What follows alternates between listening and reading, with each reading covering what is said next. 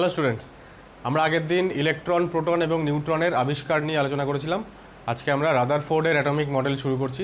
Rutherford তিনি তার বিখ্যাত আলফা পার্টিকেল স্ক্যাটারিং এক্সপেরিমেন্ট করেছিলেন। সেই এক্সপেরিমেন্টের কনক্লুশনটাই হচ্ছে রাদারফোর্ডের অ্যাটমিক মডেল। এখন এই যে এক্সপেরিমেন্টটা আমি এখানে লিখেছি অলরেডি, হেডিংটা দেখো, এটাকে অনেক সময় গোল্ড ফয়েল এক্সপেরিমেন্টও বলা হয়, কারণ রাদারফোর্ড একটা গোল্ড ফয়েলের উপর দিয়ে আলফা পার্টিকেলটাকে পাস করিয়েছিলেন।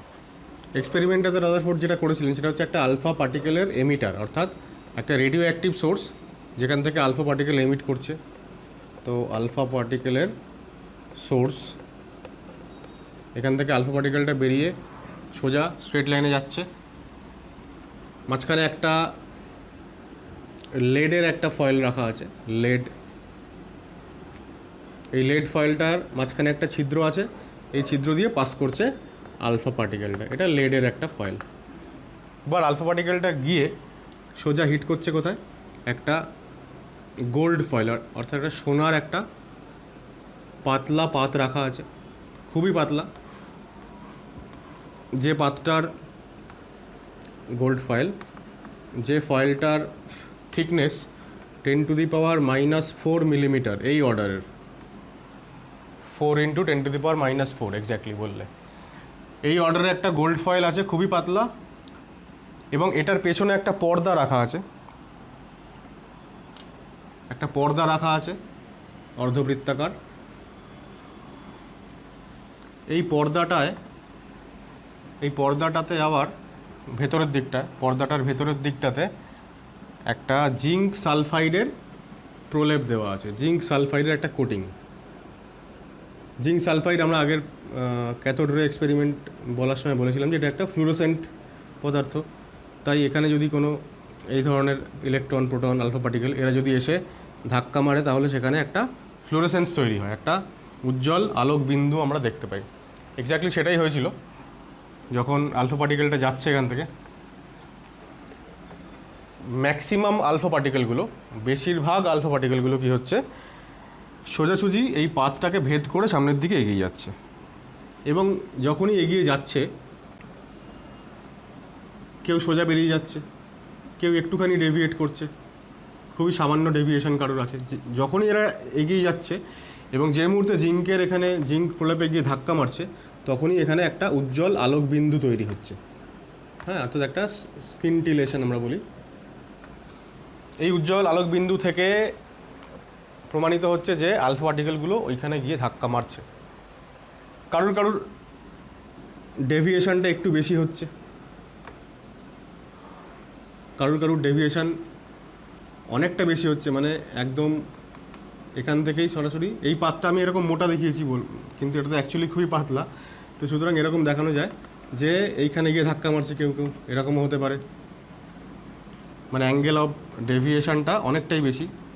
আর খুব সামান্য কিছু আলফা পার্টিকেল, প্রায় 20,000 আলফা পার্টিকেলের মধ্যে একটা পার্টিকেল, সে কী করছে, সে একেবারে সরাসরি এখান থেকে একদম 180 ডিগ্রি অ্যাঙ্গেলে ব্যাকওয়ার্ড ডাইরেকশানে ফিরে আসছে।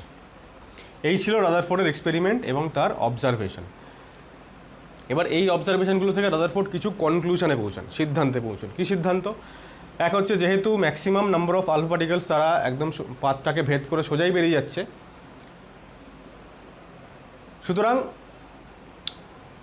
সুতরাং গোল্ডের যে ফয়েলটা নেওয়া হয়েছে, যে সেখানে যে গোল্ডের যে অ্যাটমসগুলো আছে, সোনার যে পরমাণুগুলো আছে, সেই পরমাণুর বেশিরভাগ জায়গাটাই হচ্ছে ফাঁকা জায়গা। ফাঁকা না হলে আলফা পার্টিকেলগুলো কোথাও না কোথাও গিয়ে ধাক্কা মারত। এখন যারা গিয়ে ধাক্কা মারছে এবং যারা খুব সামান্য অ্যাঙ্গেলে ডেভিয়েট করে যাচ্ছে, আমরা জানি যে আলফা পার্টিকেল হচ্ছে, তার সিম্বল আমরা এরকম লিখি He242+, অর্থাৎ আলফা পার্টিকেল হচ্ছে পজিটিভ, ধনাত্মক চার্জ যুক্ত। তাই যদি হয় এবং কোনো পজিটিভ চার্জ পার্টিকেল যদি এসে ধাক্কা মেরে ডেভিয়েটেড হয়ে যায় কোনো জায়গা থেকে, তাহলে এটা নিশ্চয়ই প্রমাণিত হয় যে যেখান থেকে সে ডেভিয়েট হচ্ছে সেইখানে কোনো না কোনো পজিটিভলি চার্জড কোনো পার্টিকেল রয়েছে। আর যে পার্টিকেলটা 20,000-এর মধ্যে একটা, যেটা একদম 180 ডিগ্রি অ্যাঙ্গেলে ফিরে এসছে, সেটা হচ্ছে সবথেকে বেশি ওই রিপালশনটা, ওই ডেভিয়েশনটা ফেস করেছে। সুতরাং এখান থেকে তিনি এই সিদ্ধান্তে এলেন যে পরমাণুর মাঝখানে এমন একটা কোনো ভারী জায়গা আছে যেখানে পরমাণুর, কারণ আলফা পার্টিকেল যথেষ্ট ভারী, প্রোটন বা ইলেকট্রন বা নিউট্রনের তুলনায় বেশ ভারী। নিউট্রন যদিও তখনও পর্যন্ত আবিষ্কার হয়নি, যাই হোক। তো সেহেতু পরমাণুর মাঝখানে এমন একটা জায়গা নিশ্চয়ই আছে যেখানে প্রচুর পজিটিভলি চার্জড পার্টিকেল অর্থাৎ প্রোটন সেখানে রয়েছে। সেখান থেকে তিনি সেই পজিটিভলি চার্জ যে পার্টিকেলগুলো যেখানে রয়েছে সেই জায়গাটা তিনি নাম দেন নিউক্লিয়াস, যেখান থেকে যেটা পজিটিভলি চার্জড বলেই পজিটিভলি চার্জড আলফা পার্টিকেলগুলো সেখান থেকে ডেভিয়েট করছে। তো এই ছিল রাদারফোর্ডের এক্সপেরিমেন্ট। এরপরে তিনি তার পারমাণবিক যে মডেল, অ্যাটমিক মডেল, সেই মডেলের বিবৃতিগুলো দেন। তো এই এক্সপেরিমেন্ট সংক্রান্ত যা যা অবজারভেশন এবং যা যা কনক্লুশন যেগুলো বললাম আমি, সেইগুলো এবার তোমরা নোট ডাউন করে নাও। তো এই অবজারভেশনস এবং কনক্লুশনগুলো তোমরা নোট ডাউন করে নাও। তবে যা বললাম আমি সেটাই লিখে দিয়েছি, যে most of the alpha particles passes straight through the gold foil, বেশিরভাগটাই গোল্ড ফয়েলকে পাস করে চলে যাচ্ছে স্ট্রেট। অল্প কিছু পার্টিকেল তারা ডেভিয়েট করছে, আর খুব কম 20,000-এর মধ্যে একটা, সেটা 180 ডিগ্রি অ্যাঙ্গেলে ডেভিয়েট করে আসছে। এ থেকে কনক্লুশন ছিল যেহেতু বেশিরভাগ আলফা পার্টিকেলই পাস করে চলে যাচ্ছে, সুতরাং most of the space inside an atom is empty. আর যেহেতু আলফা পার্টিকেলটাও পজিটিভ চার্জ, আর ওকে যে ডেভিয়েট করছে সেটা তাহলে নিশ্চয়ই কিছু পজিটিভলি চার্জ কোনো অবজেক্ট হবে। তাই জন্য এখানে লেখা হচ্ছে যে there must be some hard dense positively charge object at the centre of atom, he named it as nucleus. এখন রাদারফোর্ডের এই এক্সপেরিমেন্টের যে ম্যাথামেটিক্যাল পার্টটা, সেটা আমাদের সিলেবাসে নেই, কখনোই থাকে না। নিচু ক্লাসেও ছিল না, এখনও নেই, আর ভবিষ্যতেও মানে উঁচু ক্লাসেও থাকে না। কিন্তু সেই ম্যাথামেটিক্যাল পার্টে রাদারফোর্ড প্রমাণ করেছিলেন যে তিনি ম্যাথামেটিক্যালি দেখেছিলেন যে নিউক্লিয়াসের তিনি যখন মাস বের করছেন, গোল্ডের যে নিউক্লিয়াস, সেখানে নাম্বার অফ প্রোটন, গোল্ডের অ্যাটমিক নাম্বার হচ্ছে 79। তো 79 সংখ্যক প্রোটন হচ্ছে ক্যালকুলেশন করে, কিন্তু নিউক্লিয়াসের মাস অনেক বেশি হচ্ছে। সেখান থেকে তিনি সিদ্ধান্তে এসেছিলেন যে তাহলে নিশ্চয়ই নিউক্লিয়াসে কোনো নিউট্রাল কোনো আরও কিছু পার্টিকেল থাকবে, যেগুলোর কারণে নিউক্লিয়াসের মাসটা এক্সপেক্টেড, মানে 17টা প্রোটনের যা মাস হয়, 17টা না, 79 সংখ্যক প্রোটনের যা মাস হয় তার থেকে অনেক বেশি হচ্ছে। তো এখান থেকে নিউট্রনের একটা ধারণা তিনি দেন, এবং নিউট্রন যদিও পরবর্তীকালে বিজ্ঞানী শ্যাডউইক আবিষ্কার করেন। এখন এই যে কনক্লুশনগুলো, এগুলোই রাদারফোর্ডের অ্যাটমিক মডেল হিসেবে পরবর্তীকালে তিনি লিপিবদ্ধ করেন, যেখানে তিনি বলেন যে হ্যাঁ, পরমাণুর বেশিরভাগ জায়গাটাই ফাঁকা থাকে, এবং একটা অ্যাটমের যা টোটাল রেডিয়াস সেটা মোটামুটি 10⁻⁻10 মিটার এই রেঞ্জের হয়, কিন্তু নিউক্লিয়াসের রেডিয়াস 10⁻⁻15 মিটার এই রেঞ্জের হয়। অর্থাৎ নিউক্লিয়াস পরমাণুর তুলনায়, সমগ্র পরমাণুটার তুলনায় নিউক্লিয়াসটা একেবারে অতি ক্ষুদ্র আর কি। তিনি আরও বলেন যে নিউক্লিয়াসটা পরমাণুর মাঝখানে থাকে, এবং তাকে কেন্দ্র করে ইলেকট্রনগুলো সার্কিউলার অরবিটে ঘোরে, এবং ইলেকট্রনগুলো এই যে সার্কিউলার অরবিটে ঘুরছে, ইলেকট্রনগুলোর ওপরে দুটো ফোর্স কাজ করে, যে দুটো ফোর্স একটা অন্যটার বিপরীতমুখী, কিন্তু তাদের মানটা হচ্ছে সমান। এবং এই সমান এবং বিপরীতমুখী দুটো ফোর্স ইলেকট্রনের উপর কাজ করে বলেই ইলেকট্রন নিউক্লিয়াসের চারপাশে ওই বৃত্তাকার কক্ষপথে বা সার্কুলার অরবিটে ঘুরতে পারে। তো রাদারফোর্ডের যে অ্যাটমিক মডেলের যে বক্তব্যগুলো, সেইগুলো এবার তোমরা লিখে নাও। তো রাদারফোর্ড তার পরমাণু মডেলে যেটা বললেন সেটা হচ্ছে যে volume of nucleus is negligible as compare to that of an atom. সমগ্র অ্যাটমের তুলনায় নিউক্লিয়াসের ভলিউম নেগলিজেবল। একটা রিলেশনও তিনি বের করলেন যে ভলিউম অফ অ্যাটম হচ্ছে 10⁻15 ইন্টু ভলিউম অফ নিউক্লিয়াস। এছাড়া যেটা আমি একটু আগে বললাম যে একটা অ্যাটমের যদি রেডিয়াস 10⁻⁻10 মিটার এই অর্ডারের হয়, তাহলে নিউক্লিয়াসের রেডিয়াস 10⁻⁻15 অর্ডারের হয়। এবার রেডিয়াস অফ নিউক্লিয়াস অর্থাৎ নিউক্লিয়াসের ব্যাসার্ধ পরিমাপ করার জন্য একটা ফর্মুলাও রাদারফোর্ড আবিষ্কার করেছিলেন, সেটা হচ্ছে নিউক্লিয়াসের রেডিয়াস ইকুয়াল টু R0 হচ্ছে একটা কনস্ট্যান্ট, যার ভ্যালু হচ্ছে এটা 4/3 ইন্টু 10⁻⁻13 সেন্টিমিটার, আর ইন্টু a⁴ এ হচ্ছে মাস নাম্বার। অর্থাৎ যে কোনো অ্যাটমের যদি মাস নাম্বার জানা থাকে, তাহলে মাস নাম্বার টু দি পাওয়ার 1/3 মানে কিউব রুট, আর তার সঙ্গে যদি এই কনস্ট্যান্টে যদি মাল্টিপ্লাই করে দিই, তাহলে মোটামুটি তার নিউক্লিয়াসের রেডিয়াসটা পাওয়া যাবে। সেকেন্ড হচ্ছে সেন্টার অফ অ্যাটম মানে নিউক্লিয়াস, সেই নিউক্লিয়াসে হচ্ছে পরমাণুর সমস্ত পজিটিভ চার্জ এবং মাস এটা কেন্দ্রীভূত থাকে কোথায়? নিউক্লিয়াসে। ইলেকট্রনগুলো যে সার্কিউলার কনসেন্ট্রিক পাথে মুভ করছে, কনসেন্ট্রিক মানে সমকেন্দ্রিক যে বৃত্তাকার পথে ঘুরছে ইলেকট্রনগুলো, সেইগুলোকে বলা হচ্ছে অরবিট। এই হচ্ছে 3টে পয়েন্ট। 4th পয়েন্টটা দেখো, এটা হচ্ছে এই রাদারফোর্ড অ্যাটমিক মডেলের আমাদের প্রয়োজনীয় মোস্ট ইম্পর্ট্যান্ট হচ্ছে ফর্মুলা পয়েন্ট হচ্ছে এটা। এর আগে যতটা যা হলো আর কি সেগুলো তোমরা মোরাললেস তোমরা নিচু ক্লাসে জেনেছিলে আর কি, তো ওইগুলো আমাদের পরীক্ষার পারপাসে অ্যাজ সাচ খুব ইম্পর্ট্যান্ট নয়। 4th পয়েন্টটা থেকে আমাদের ক্লাস 11-এর জন্য যেগুলো মোস্ট ইম্পর্ট্যান্ট সেই পার্টটা এখান থেকে শুরু হচ্ছে। আগের ভিডিওতে আমি যখন বলেছিলাম যে ক্যাথোড অ্যানোড রের আবিষ্কার, সেটাও বলেছিলাম যে পরীক্ষা পারপাসে খুব একটা ইম্পর্ট্যান্ট নয়, জেনে রাখতে হবে আমাদের যেহেতু সিলেবাসে আছে। রাদারফোর্ড অ্যাটমিক মডেলেও তাই, এতক্ষণ যা যা বললাম এগুলো সবই তোমরা আগে জেনেছো, সেই কারণেই আমি খুব বেশি সময় নষ্ট না করে জাস্ট আমি লিখে দিলাম, তোমরা জাস্ট ওগুলো নোট ডাউন করে নাও। এখন এই 4th পয়েন্ট থেকে অ্যাটমিক মডেলের 4th পয়েন্ট, এরপরে আমরা পড়বো অ্যাটমিক মডেলের ত্রুটি বা লিমিটেশনস। এইগুলো হচ্ছে আমাদের পরীক্ষার রেসপেক্টে, বোর্ডের পরীক্ষা অ্যাজ ওয়েল অ্যাজ এন্ট্রান্স সবের জন্যই খুব ইম্পর্টেন্ট। তো এই 4th পয়েন্টে যেটা বললেন রাদারফোর্ড, সেটা হচ্ছে যে ইলেকট্রন যেটা ঘুরছে নিউক্লিয়াসের চারপাশে, ইলেকট্রনটা ঘুরছে সার্কুলার অরবিটে। এখন এই ইলেকট্রনটার উপরে দুটো ফোর্স কাজ করছে। এক হচ্ছে আমরা জানি যেহেতু নিউক্লিয়াস পজিটিভ আর নেগেটিভ, তাহলে এদের মধ্যে একটা অ্যাট্রাকশন বা আকর্ষণ কাজ করবে। অপোজিট চার্জ হলে আমরা জানি অ্যাট্রাকশন ফোর্স কাজ করে, আর সেম টাইপ অফ চার্জ হলে রিপালশন ফোর্স কাজ করে। তাহলে এদের মধ্যে একটা অ্যাট্রাকশন ফোর্স কাজ করবে। সেই অ্যাট্রাকশন ফোর্সটার নাম হচ্ছে ইলেকট্রোস্ট্যাটিক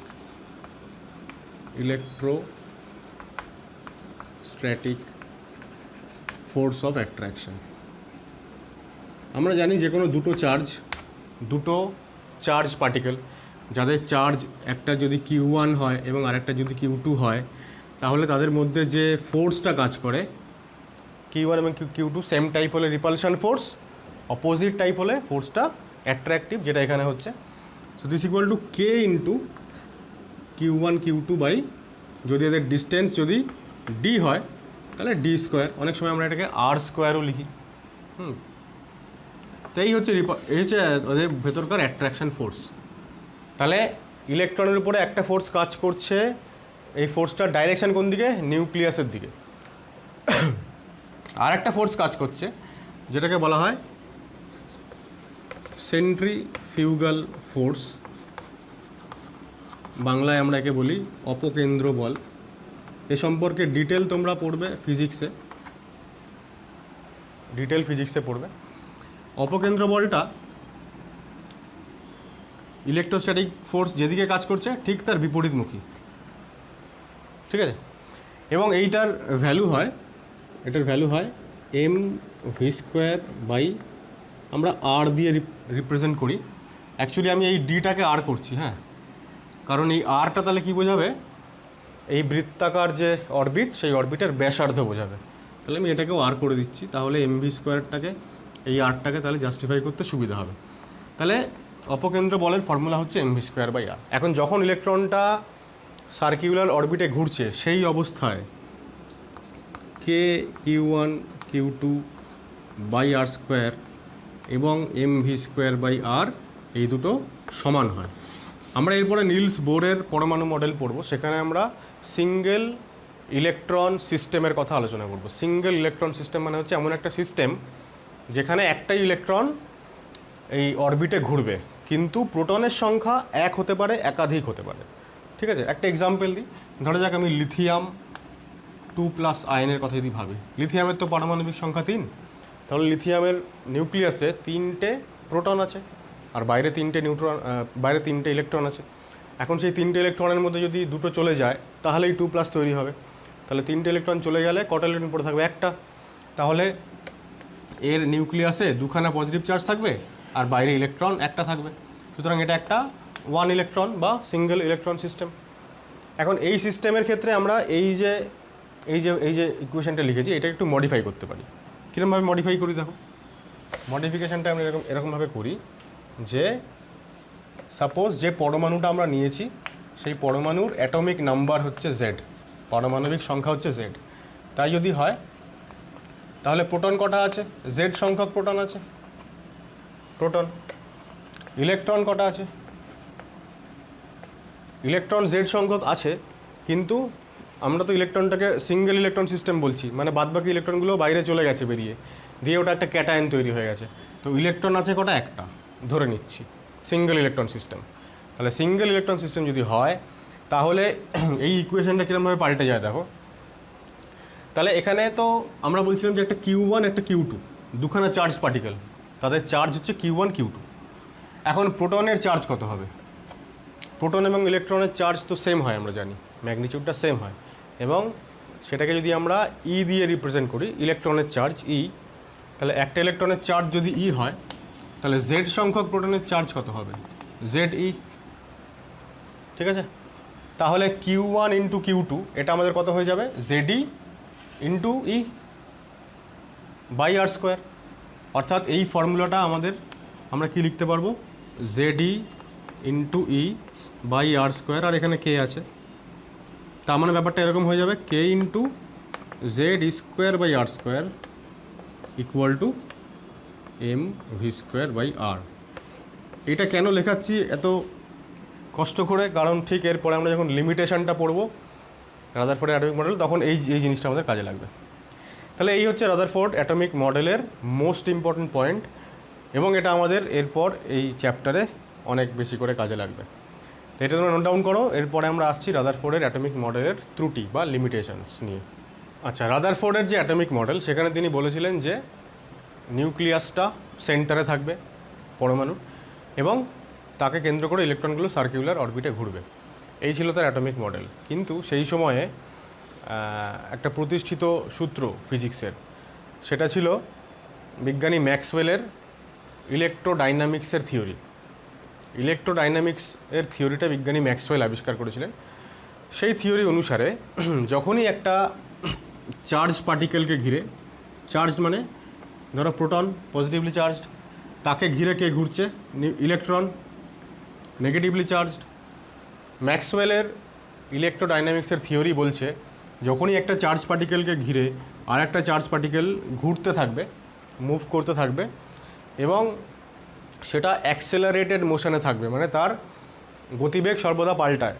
তোমরা পরবর্তীকালে ফিজিক্সে পড়বে যে যখন বৃত্তাকার পথে কেউ মুভ করে তখন তার গতিবেগটা সবসময় পাল্টাতেই থাকে। তো বা যাই হোক, বৃত্তাকার হোক বা যদি কেউ মুভ করতে থাকে চার্জ পার্টিকেলকে ঘিরে আরেকটা চার্জ পার্টিকেল, তখন যে ঘুরছে, মানে যে হচ্ছে মুভ করছে, সেই কণাটা, সেই পার্টিকেলটা অনবরত শক্তি বিকিরণ করবে। আরেকবার বলছি, একটা চার্জ পার্টিকেলকে ঘিরে যখন আরেকটা চার্জ পার্টিকেল ঘুরছে, তখন যে ঘুরছে সে অনবরত কন্টিনিউয়াসলি এনার্জি এমিট করবে, শক্তি বিকিরণ করবে। এখন আমি যদি শক্তি বিকিরণ করি, শক্তি যদি আমার বডি থেকে বাইরে বেরিয়ে চলে যায়, তাহলে আমার নিজস্ব শক্তি কী হবে? কমে যাবে ন্যাচারালি।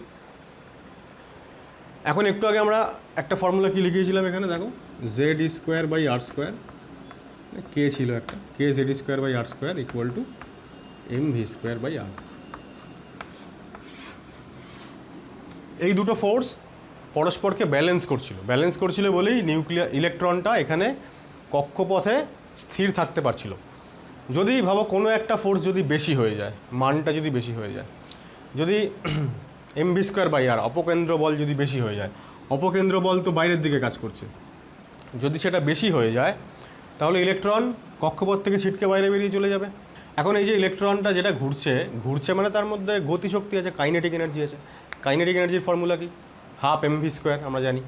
এখন কাইনেটিক এনার্জি যদি হাফ এম ভি স্কোয়ার হয়, এখন যদি অনবরত ইলেকট্রন যদি শক্তি বিকিরণ করে, তাহলে তার গতিশক্তি কমবে। এখন গতিশক্তি কমছে মানে এম আর ভি, তার মধ্যে কে কমছে? এম তো কমবে না, মাস তো ফিক্সড, তাহলে বেগ কমছে। বেগ যদি কমে যায় তাহলে definitely M V square by R কমে যাচ্ছে। M V square by R যদি কমে যায়, এতক্ষণ এই দুটো ফোর্স এর মান সমান ছিল, তাহলে এখন এই Z square by R square এর ভ্যালুটা কী হয়ে গেল? বেশি হয়ে গেল। যদি বেশি হয়ে যায় তাহলে ইলেকট্রন এখন নিউক্লিয়াসের দিকে আরও বেশি বেশি করে আকৃষ্ট হবে, তাই না? এটা হচ্ছে এক রকমের ব্যাখ্যা। এবার এই আকৃষ্ট হওয়ার পরে কি হবে দেখো, আগে পরের কনক্লুশনটা বলে নিই তারপরে। আকৃষ্ট যখন হলো তাহলে এইবার ইলেকট্রন ঘুরছে, শক্তি বিকিরণ করছে এবং নিউক্লিয়াস দ্বারা আকৃষ্ট হচ্ছে, অর্থাৎ নিউক্লিয়াসের কাছে আসতে চাইছে। এবার নিউক্লিয়াসের কাছে আসতে আসতে একটা এরকম স্পাইরাল পাথে ও আসবে এবং ইলেকট্রনটা এসে নিউক্লিয়াসের উপরে আছড়ে পড়বে। ন্যাচারালি ইলেকট্রোডাইনামিক্সের থিওরি তাই বলছে, ম্যাক্সওয়েল তাই বলছেন যে যখনই একটা চার্জ পার্টিকেল অন্য চার্জ পার্টিকেলকে কেন্দ্র করে ঘুরছে তখনই সে শক্তি বিকিরণ করছে। শক্তি বিকিরণ করলে ভেলোসিটি কমবে, ভেলোসিটি কমলে অপকেন্দ্র বলের তুলনায় ইলেকট্রোস্ট্যাটিক ফোর্স অফ অ্যাট্রাকশান বেশি হবে।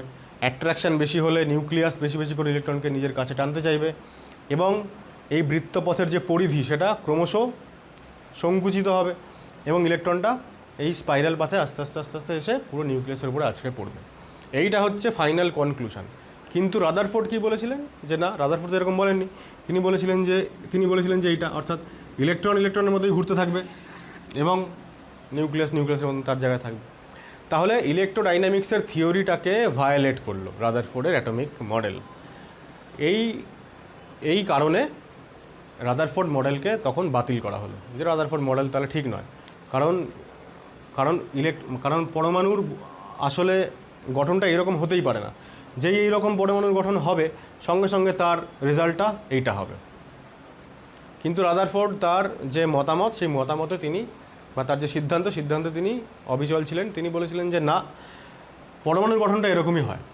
পরবর্তীকালে দেখা গেছিল যে রাদারফোর্ডের যে বক্তব্য সেটাই সঠিক, পরমাণুর গঠন অনেকাংশেই এরকম।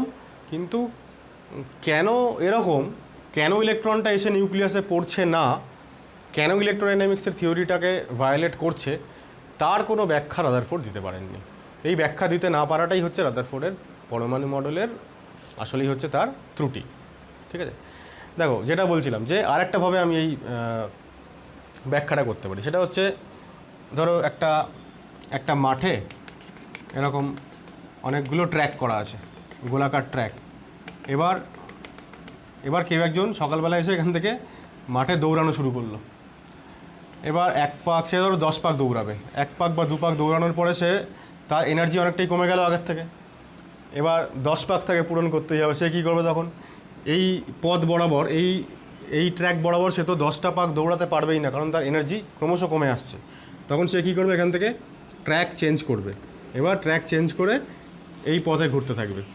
আবার যখন এনার্জি অনেক কমে যাবে তখন আবার ট্র্যাক চেঞ্জ করবে, করে এইভাবে ঘুরতে থাকবে। এইভাবে সে 10টা পাক কমপ্লিট করবে আর কি। ফলে কি হয়, যখনই আমাদের এনার্জি কমে যেতে থাকে তখন এনার্জি কমে গেলে কী হবে, সে ট্র্যাক চেঞ্জ করে ছোট রেডিয়াসের কোনো একটা ট্র্যাকে চলে আসবে। অর্থাৎ সেন্টারের কাছাকাছি সে আসতে থাকছে যত তার এনার্জি কমতে থাকছে। এইভাবেও এই ঘটনাটাকে ব্যাখ্যা করা যায়, আবার এইরকম ম্যাথামেটিক্যালিও ব্যাখ্যা করা যায়। ব্যাপারটা একই। এটা হচ্ছে 1 নম্বর ত্রুটি। 2 নম্বর ত্রুটি হচ্ছে অ্যাটমিক স্পেকট্রাম বা পারমাণবিক বর্ণালী বলে একটা ব্যাপার আছে। সেটা কি দেখো, আমরা এটা দেখেছি, সৌর বর্ণালীর নাম তোমরা নিশ্চয়ই শুনেছো বা ইভেন আকাশে দেখেওছো। বৃষ্টির পরে যখন আকাশ পরিষ্কার হয়ে যায় তখন আমরা রামধনু দেখি আকাশে। হ্যাঁ, এবার রামধনুর 7টা যে রঙ আছে, হয়তো আকাশের দিকে তাকিয়ে থাকলে 7টা রঙ, এক্স্যাক্টলি 7টা রঙ দেখা যায় না, পলিউশন তার কারণ হতে পারে মেবি।